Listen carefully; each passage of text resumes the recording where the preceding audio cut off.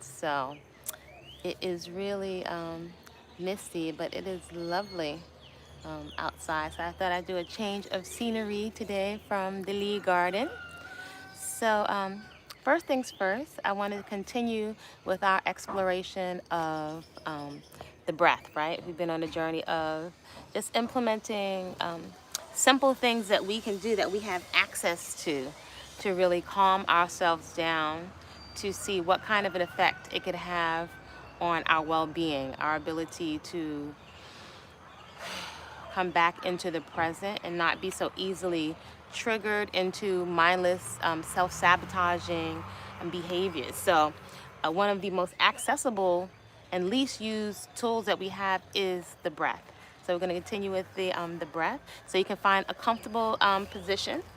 If your hips are very closed, you can feel free to sit a yoga block right underneath your glutes, right? That can help your hips to open if you feel like you're really tight and scrunched in. And you can also make the effort to roll your shoulders around, down, and back, right? So that you're able to keep your spine up nice and tall. And then there's a lot of room, right, for air to travel, oxygen to travel to your brain. We may not consider that we're not getting like a really good flow of oxygen just because of our posture and just so not being present, our body being here but your mind being off over there or off over there or off on the screen of your mind from constantly loop thoughts coming at you like millions, trillions, per second. So we can use the breath as a tool to bring us back present into the body. So your eyes can be closed or open. You can place your hands in any kind of position that feels intuitive and natural for you. And we're just going to take some deep breaths. And you may hear some construction going on in the background.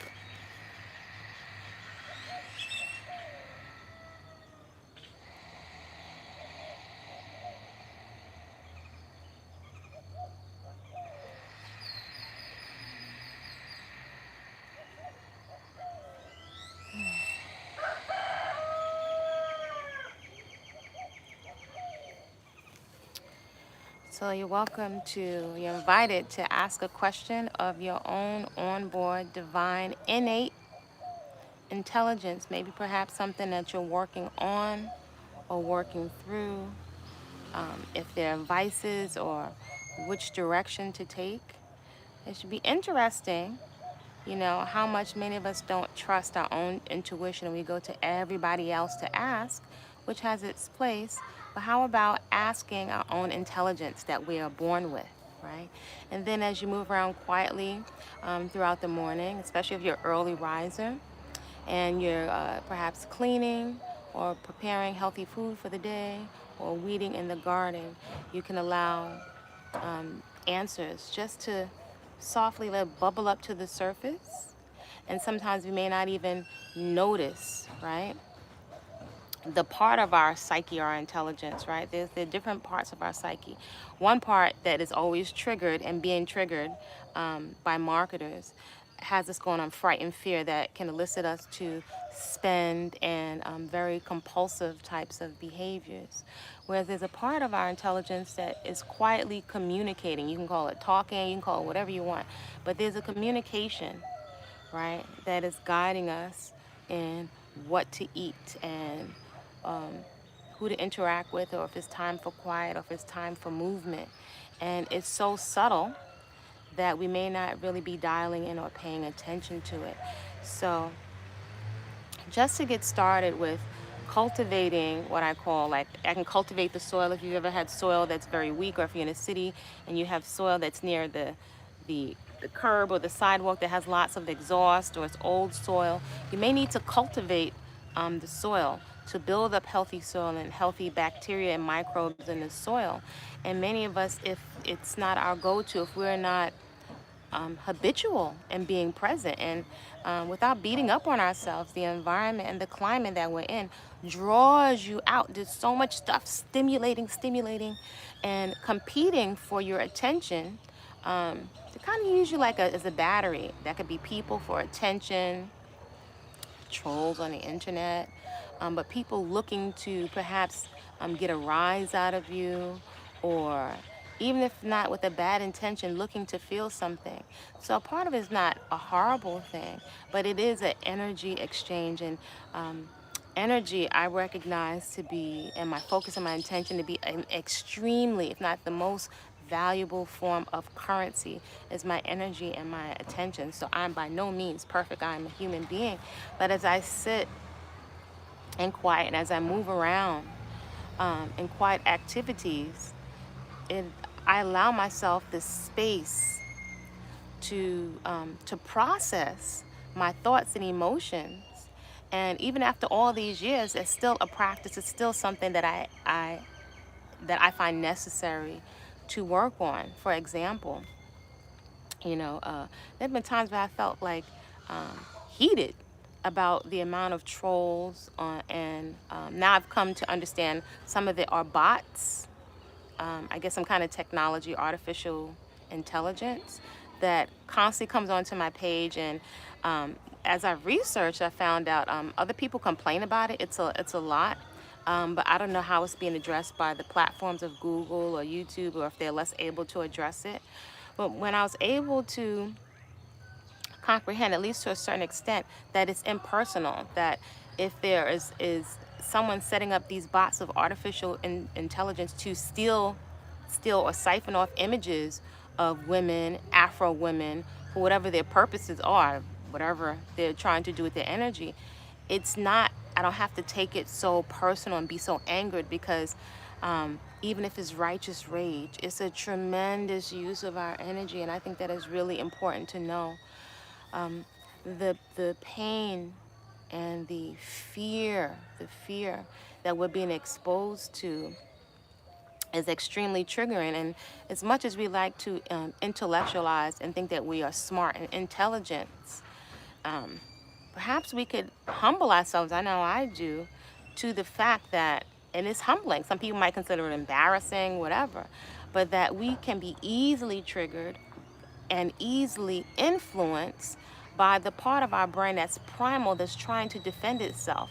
So something that I call the backdoor mentality, that there are things that we may think we're using to comfort ourselves that are actually sabotaging our health and sabotaging the goals and the aspirations that we have set up for ourselves. But the way the primal part of our brain, or what some people would call the reptilian part of the brain, the way it operates to soothe you, comfort you, and protect you by any means necessary, and it is not logical. So we're beating up on ourselves on something that is not logical, when we could be taking the time to understand how our psyche and our subconscious, just at a basic level, is functioning, right? So I like what I call a healthy curiosity leads me to basic comprehensive education. And so when I understand the nature of what's happening, I'm more likely to be effective at my attempts or my endeavors to do something differently, if that makes sense. So when I really constantly, and this has been an ongoing process for years, it's comprehensive, very understandable education and reframing my narrative that has really allowed me to progress along the spectrum. And it's a spectrum. It's a spectrum. Along the spectrum of self-care as habits, where it's not such of a struggle because I have cultivated a mindset where my why is huge. And there's still along that spectrum, still more room for growth. So I continually invest in educating myself, coaching, different tools I can keep around to not just make me feel good temporarily, but that literally help me with a paradigm shift that motivates me to get into action. I found it to be a very, very important distinction, not just to feel good when the music is on, but something that motivates me, that has me understand something on a profound level that motivates me to action.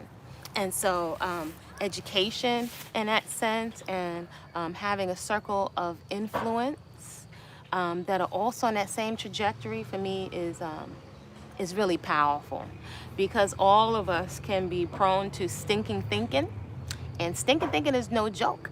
It could have you undo so much work that you've done on yourself, or could have you, if you're a young woman or a young person, put yourself in harm's way when intellectually you know better. You know that this thing is not healthy for you, or this activity is not healthy for you, or that this activity has really dire risks, with its evidence to prove it. But the human mind, right, not the brain, but the mind and the way it's programmed is not logical. And marketers understand this. So perhaps I think the best thing that we can do is, one, understand if this computer can be programmed, why not program ourselves, right?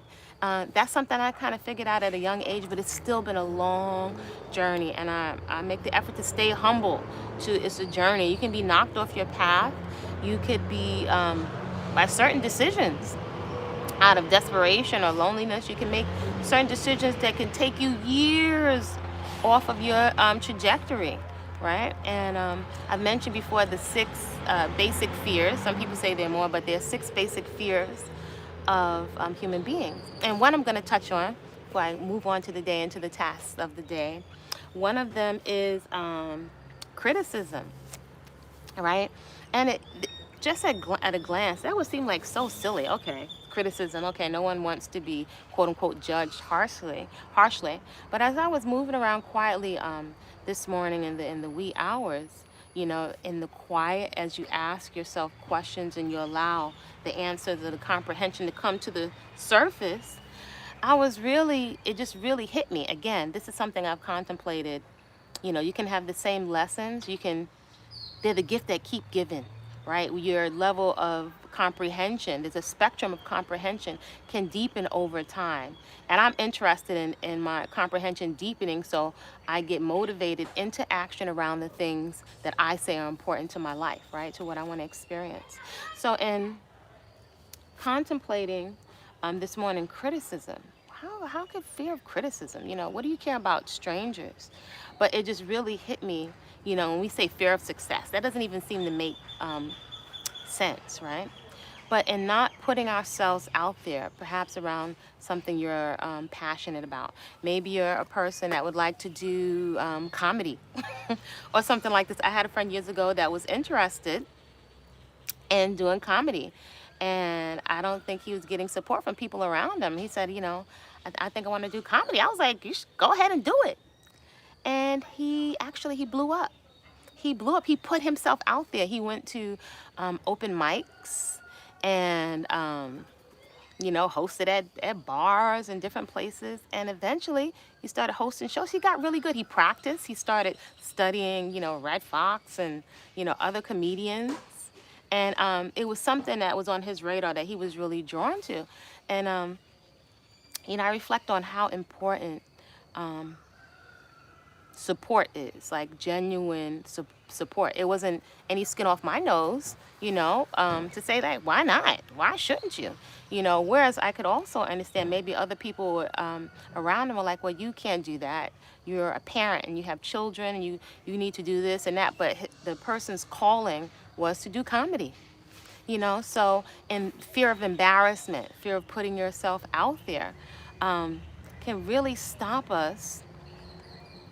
It can really hinder us, the fear of embarrassment, from putting yourself out there when it's something that you're uniquely called to do.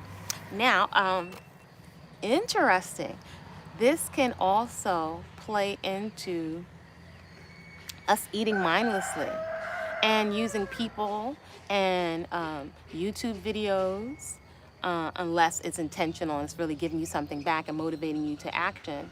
But using different vices in particular to distract us, right? Just so we don't have to take that risk and put ourselves out there, right?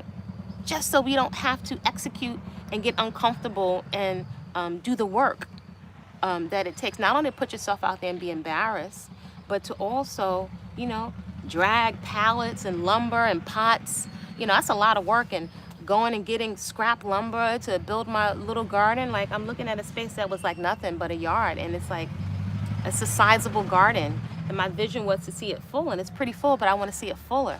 So imagine if I had listened to people that said, you can't do that.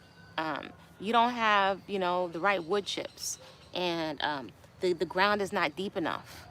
Okay, so I got pots, and I got bags, and I got recycle bags, and I've got all different kinds of things that I've grown in. And this is I've demonstrated to myself, and I've done this numerous times intuitively, and just being bold enough to be like, okay, they're saying that can't be done, but I want to do it. It's something I want to experience. So I've experienced gardening or growing food per se in a small apartment. And I've experienced it, you know, traveling with other people in another country, and then on my own and with my sister, because I wanted to do it.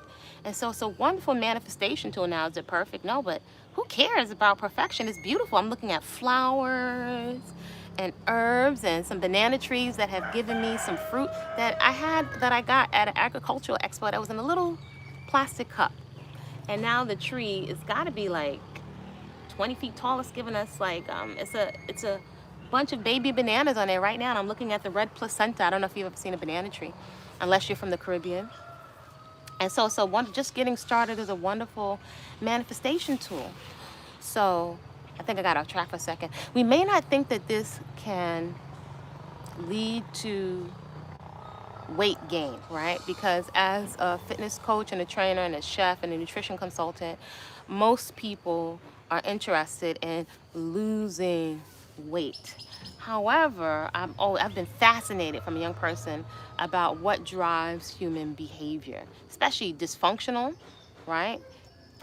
Behavior that doesn't make you happy, that totally sabotages your health and puts the children around you at risk. As a little girl, I was like, why would people do that? This doesn't make any sense. So that fascinated me from a young age to really understand, and has set me on a journey of educating myself to understand why we behave the way that we do. And there's some patterns that I have recognized. And even all that education, I still have to be mindful, but education and creating support for myself has been tremendous, tremendous, tremendous. And I really benefit from it, and the journey still continues. But most people think of weight loss, and in my own mind, it occurs to me in terms of holding space for people from all different walks of life, from different demographics, it occurs to me was weight release. Because also knowing numerous fitness competitors, you can run off